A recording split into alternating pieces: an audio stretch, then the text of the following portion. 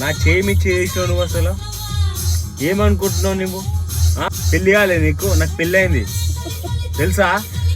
పెళ్ళి అయినాక నా చేయి పట్టుకొని తిరుగుతున్నావు నువ్వు. ఇంకా ఫస్ట్ చేయి తీయవా?